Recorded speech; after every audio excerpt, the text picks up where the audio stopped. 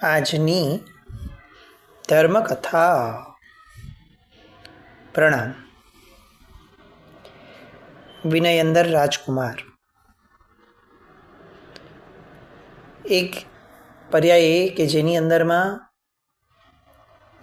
ધૂપ પૂજાની અંદરમાં એટલી બધી મગ્નતા ધૂપ પૂજાના આલંબને કે બહારથી સાપ વીંટળાઈ ગયો અને છતાંય કોઈ જ અસર ન થઈ, કોઈ ફરક ન પડ્યો. અને એ જ વ્યક્તિનો બીજો પર્યાય એવો આવ્યો કે જેમાં એમને ખ્યાલ આવ્યો કે મારા પિતાએ મારી સાથે આવું કુકર્મ કર્યું હતું, દુષ્કૃત કર્યું હતું. તો પિતા ઉપર હુમલો કરી દીધો. પિતાને કહેવા માટે પણ નથી જતા કે જો તમે મારી સાથે આવું કર્યું હતું તો મને ગુસ્સો ચડ્યો છે. કંઈ જ નહીં. સીધું પોતાના મામાના રાજ્યમાંથી સૈન્ય વગેરે લઈ અને પોતે હુમલો કરી દીધો. યુદ્ધ ચાલ્યું, લાંબુ ચાલ્યું, અનેક લોકો રહેસાયા, અને તેમ છતાં એમનું જનૂન એઝ ઇટ ઇઝ રહ્યું. આવો પણ એક પર્યાય એક જ વ્યક્તિના જીવનમાં, એક જ જીવનમાં આવું થઈ શકે. પણ સમય સૌથી વધુ બળવાન છે. પેલા દેવ કે જેણે વિનયેન્દરની પરીક્ષા લીધી હતી, એ દેવને હવે એવું લાગ્યું કે આ જરા વધારે પડતું થઈ ગયું છે. એટલે દેવે આકાશવાણી કરી અને જે રાજા હતા એટલે કે વિનયેન્દરના પિતા, એમને આકાશવાણી દ્વારા સમજાવ્યું કે તમે જેની માટે લડો છો એ તમારો પુત્ર જ છે. જેને મરાવી નાખવા માટે તમે વનમાં મોકલી દીધા હતા મારાઓને, એ મારાઓના દયા અને વાત્સલ્યના કારણે એને ત્યારે માર્યો નહીં, અને આજે એ આ રીતે આ બધી વાતની એને જાણ થવાથી એ તમારી સાથે યુદ્ધે ચડ્યો છે. તમે પોતાની ભૂલ કબૂલી લો અને પુત્રના વાત્સલ્યના આધારે તમે યુદ્ધથી અટકો. આ એમના પિતા માટે આકાશવાણી કરી. એ પછીથી વિનયેન્દરને સંભળાય એ રીતે દેવલોકે આકાશવાણી કરી, દેવલોકથી, કે ગમે તેવો તો એ પણ તારો પિતા છે, માટે હવે તું યુદ્ધને અટકાવી દે. તારી માતાનો ચૂડીને ચાંદો નંદવાશે એ તને ગમશે? કેટલા વખતથી તને તારા માતા પિતાને મળવું હતું. આજે જ્યારે તને તારા માતા મળ્યા છે, તારા પિતા મળ્યા છે, ઓળખાણ મળી છે, તો આ રીતે કોણ યુદ્ધ કરે? અને આવી રીતે કેટલીક સરસ વાત્સલ્યવાળી વાતોથી એ વિનયેન્દરના ઉન્માદને શમાવવા માટે પ્રયત્ન કરે છે. દેવની સમજાવટ કામમાં આવી. બંનેઓના એકબીજા પ્રત્યેના જે ઉન્માદના ભાવ હતા એ શાંત થયા. બાપ દીકરો બંને એકબીજાને ગળે વળગીને ખૂબ રડ્યા. પિતાએ વિનયેન્દર સાથે ભૂતકાળમાં જે કર્યું હતું એની બદલ માફી માંગી, અને દીકરાએ પિતાને પ્રણામ કર્યા. એ પ્રસંગ પૂરો થયો. બધા સુખેથી રહેવા લાગ્યા. દિવસો વીતવા લાગ્યા. અને હવે રાજા વજ્રસિંહને હવે વિચાર આવ્યો કે રાજકાજ ઘણા કરી લીધા, પાછલી અવસ્થામાં તો મારે આત્માનું જ કામ કરવું જોઈએ. અને એટલે એમણે વિનયેન્દરને બોલાવીને કહ્યું, બેટા, હવે મને સંસારમાં કોઈ રસ નથી. હવે હું વિતરાગના પંથે પ્રયાણ કરી અને આત્મકલ્યાણ કરવા ઈચ્છું છું. એટલે હવે રાજગાદી તું સંભાળી લે. આ બાજુ વિનયેન્દર કહે છે કે પિતાજી, મેં નાની ઉંમરની અંદરમાં સંસારના બધા રંગ જોઈ લીધા છે. આ રાજકાજના કાદવની અંદરમાં પડવાની મને જરા પણ ઈચ્છા નથી. જો તમે દીક્ષા લેવા ઈચ્છો છો તો મને પણ એવી ઈચ્છા છે, ને મારે તમારી સાથે જ દીક્ષા લેવી છે. અને આમ બંને પિતા પુત્ર એ વૈરાગ્યના રંગની અંદરમાં એવા રંગાયા કે કોઈના પણ મનાવ્યા બેમાંથી એક પણ વ્યક્તિ માનવા તૈયાર ન થયા. અને અંતે વિનયેન્દરનો બીજો ભાઈ જે હતો વિમળ, એને રાજગાદી સોંપી અને પિતા પુત્ર બંને સંયમના પંથે ચાલી નીકળ્યા. ધૂપ પૂજાથી શરૂ થયેલી વિનય અંદરની કલ્યાણ યાત્રા એ છેક ચારિત્ર જીવન સુધી આવી અને એમને એક એવા મોડ ઉપર પહોંચાડ્યા કે જે મોડ ઉપર હવે ફક્ત એમને પામવા માટે બહુ જૂજ બાચી રહ્યું. એની પછીનો એક ભાવ, જે ભાવની વાતો આપણે લીધેલી છે, ધૂપસાર નામનો એ ભાવ. આપણે જ્યારે કેટલાક પૂર્વ ભાવો લીધા હતા એમાં ધૂપસારનો ભાવ આપણે લીધો હતો. વિનય અંદરના ભાવની અંદરમાં એ ધૂપ પૂજા એના પ્રભાવે શું થયું તો કે એના પછીના ભાવમાં ક્ષેમપુર નામના નગરની અંદરમાં એક શ્રેષ્ઠીના ઘરમાં પુત્ર તરીકે જન્મ્યા. નામ તો એનું પડ્યું હતું ધૂપસાર. નામ કેમ પડ્યું? કારણ કે આપોઆપે જ્યાં જાય ત્યાંથી ધૂપની સુવાસ ફેલાતી હતી. વગર ધૂપે ધૂપની સુગંધ એના દેહમાંથી આવતી હતી. એની આસપાસ આવે ત્યારે લોકોને એ મીઠી સુગંધનો અનુભવ થાય. બધાને આશ્ચર્ય થતું હતું કે આ ધૂપ વગર ધૂપની સુગંધ કઈ રીતે આનામાંથી આવતી હશે. અને જ્ઞાની ગુરુ ભગવંત મળ્યા અને જ્ઞાની ગુરુ ભગવંતે આ આખો વિનય અંદરનો જે ભાવ થયો એ ભાવ એ ધૂપસાર કુમારને સમજાવ્યો અને એના આધારે એ ધૂપસાર કુમાર એ જ ભાવની અંદરમાં ચારિત્ર લે છે અને એ જ ભાવની અંદરમાં પોતાનું આત્મકલ્યાણ સાધી અને સિદ્ધિ ગતિને પામે છે. ધૂપ પૂજાના મહાત્મ્યને સમજાવતા અહીં પૂજ્ય વીર વિજયજી મહારાજ એ આપણને આલંબન આપે છે બહુ સરસ, કે એક ગુરુ ભગવંતના મુખેથી સાંભળેલી ધૂપ પૂજાની મહાત્મ્યની વાત, એ વાતના આધારે આગળ વધતા વધતા જીવનની અંદરમાં કેટલું પામ્યા. ભૌતિક રીતે કેટલું પામ્યા એ તો બરાબર, પણ એનાથી વધારે આત્મિક રીતે છેક પોતાના આત્માના પૂર્ણ અને શુદ્ધ સ્વરૂપને પામવા સુધી આ ધૂપ પૂજાએ એમને સહકાર આપ્યો. જે વાત પેલા ગુરુ ભગવંતે કરી હતી કે ધૂપ જેમ જેમ ઊંચે ઉઠે તેમ તેમ ધૂપ પૂજા કરનારની કીર્તિ એ એટલી ને એટલી વધુ વિસ્તરતી જાય. બસ એવી જ રીતે એ વિનયેન્દ્રનો ભાવ હોય કે ધૂપસાર કુમારનો ભાવ હોય, એની જે કીર્તિ હતી એ એટલી બધી વિસ્તરિત થતી ગઈ કે છેક આખા દિગંતમાં પ્રસરી અને છેવટે સિદ્ધિ ગતિને પામી અને આ જગતમાંથી એ વિદાય પામ્યા. બધાનું મૂળ એ ધૂપ પૂજાના કરેલા ભાવો.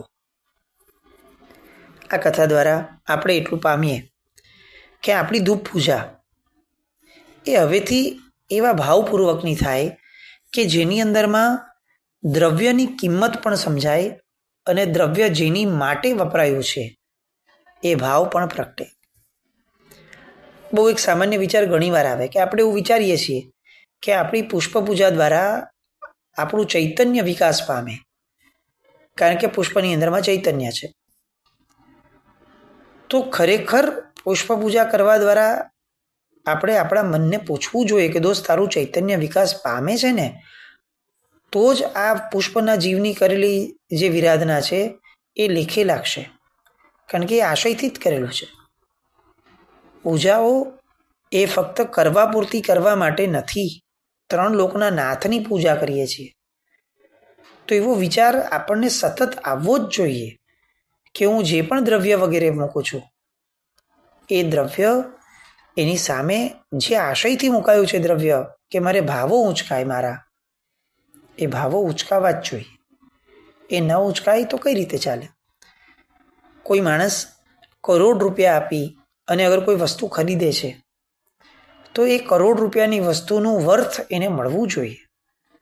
પછી કરોડ રૂપિયા આપે અને સામે ચણા મમરા મળતા હોય અને તેમ છતાં કોઈ માણસ ચલાવી લે તો એ મૂર્ખ કહેવાય. દેવાધિદેવ પરમાત્માની દ્રવ્ય પૂજા થઈ હોય તો એનું ફળ એ પ્રાપ્ત થવું જ જોઈએ આત્મિક રીતે, અનુભૂતિના સ્તરો પર. અને તાત્કાલિક ફળ આનંદ એ તો પ્રાપ્ત થવું જ જોઈએ.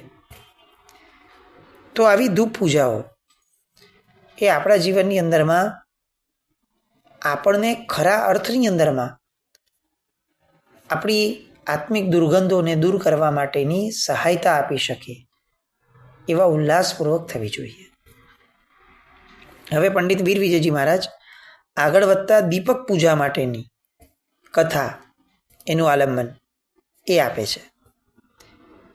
મેઘપુર નામનું નગર, બે સખીઓ, એકનું નામ જીનમતી અને બીજીનું નામ ધનશ્રી.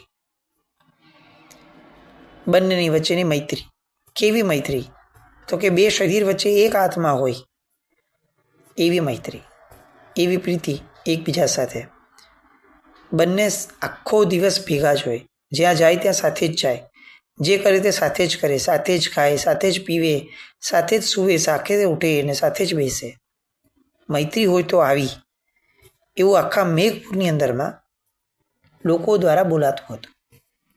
એમની મૈત્રીના દાખલા લોકો આપતા હતા કે જો મૈત્રી કેવી હોય.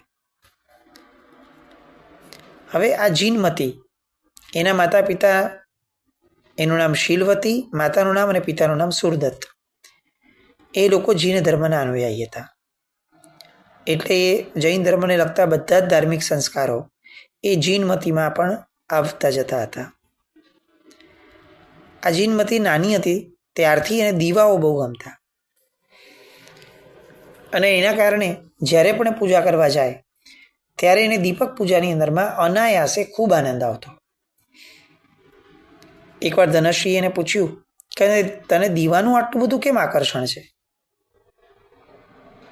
અને ત્યારે જીનમતીએ જવાબ આપ્યો કે એટલા માટે કે મને એવું સમજાવ્યું છે નાનપણથી કે દીવો એ જ્ઞાનનું પ્રતીક છે, અને સમ્યક જ્ઞાન વિના આત્માનો ઉદ્ધાર નથી.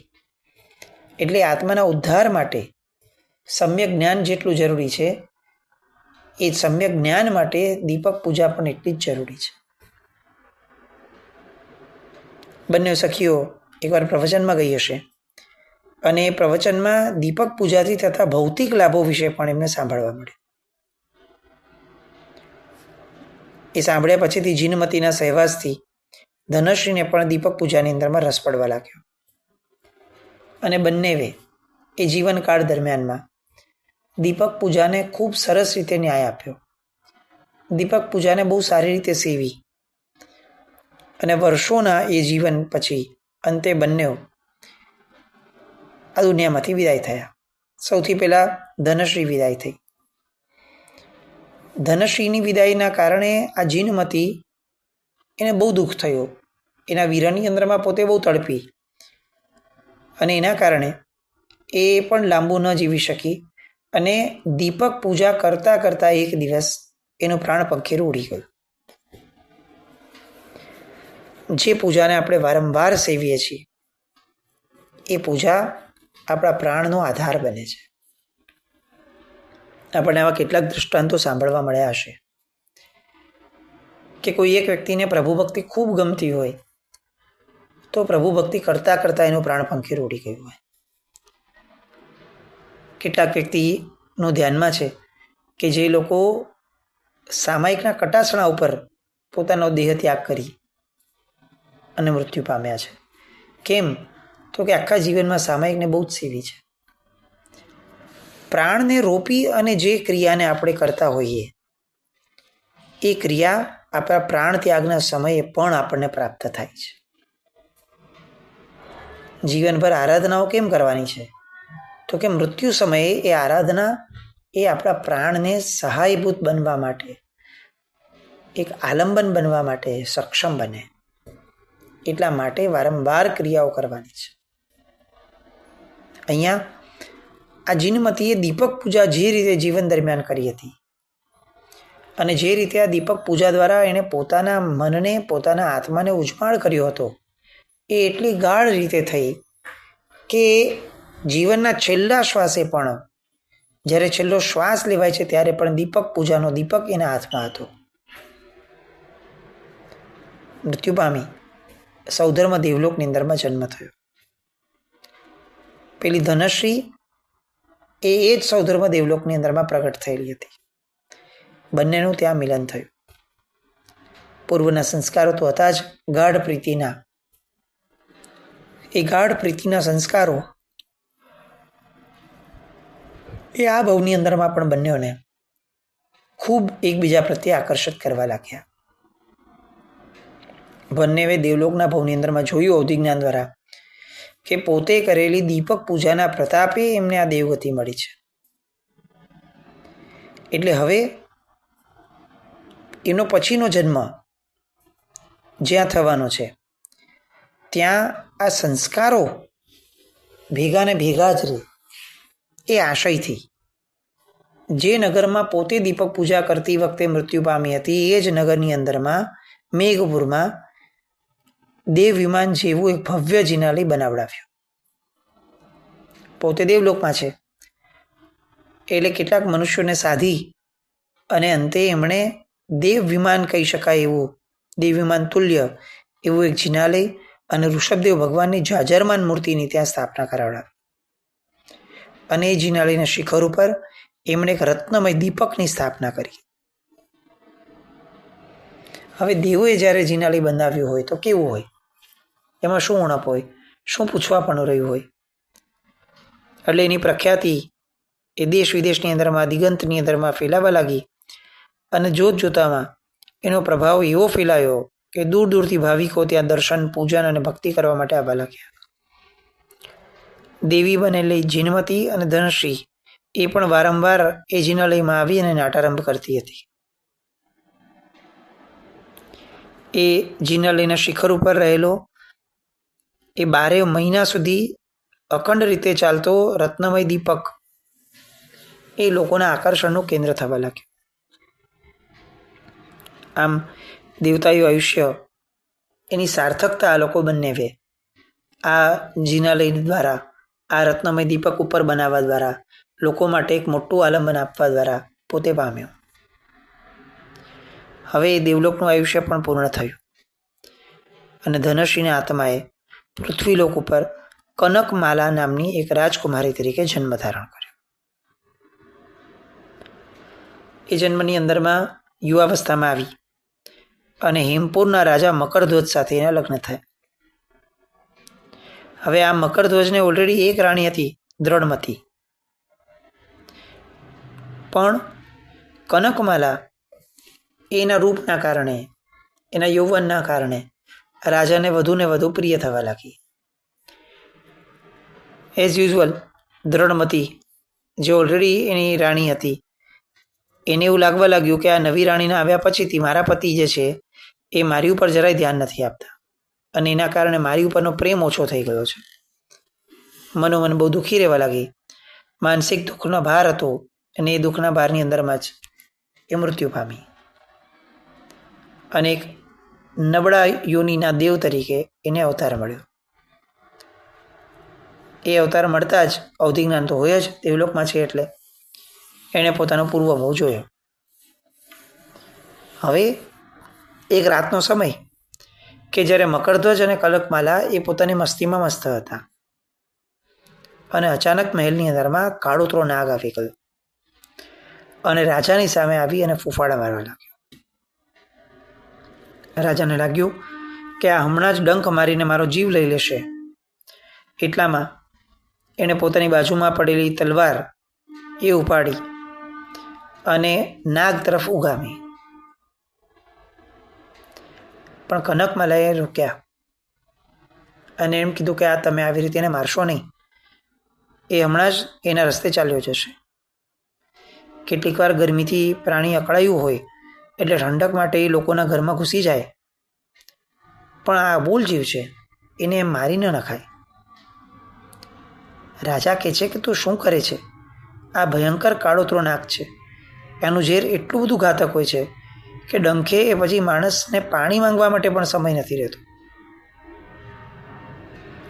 કનકમાલાએ નાગની આંખમાં આંખ મેળવી, એની સામે જોયું અને આત્મવિશ્વાસથી બોલ્યું કે કંઈ જ નહીં કરે, એ ચાલ્યો જશે. રાણીની આંખમાં આંખ મળી અને નાગ ત્યાંને ત્યાં જ થંભી ગયો. ન હાલ્યો ન ચાલ્યો. ફૂફાડા મારવાનું તો બહુ દૂરની વસ્તુ રહી, પણ ગૂંચળું વાળીને બેસી ગયો. રાજાને નવાઈ લાગી, આ શું છે? હવે આ આખી ઘટના જોઈ અને રાજાને પણ આશ્ચર્ય થાય છે. પેલી ધનશ્રીનો જે આત્મા છે એને પણ આશ્ચર્ય તો થયું કે મારા ફક્ત આંખની આંખ મેળવવાથી આ અચાનકથી કેમ સાવ આમ ઠંડો થઈને બેસી ગયો છે. પણ જેવો એ બેસ્યો અને આ બંને આશ્ચર્ય અનુભવે છે એવામાં એક બહુ મોટું આશ્ચર્ય કહી શકાય એવું એક આશ્ચર્ય એમને જોવા મળ્યું. એ આશ્ચર્ય અને દીપક પૂજાને લગતી બીજી વાતો એની માટે આપણે આવતીકાલે ફરીથી મળશું. જીના કંઈ પણ બોલાય તો ઈચ્છામી દુકડમ જૈનમ જયતિ શાસન.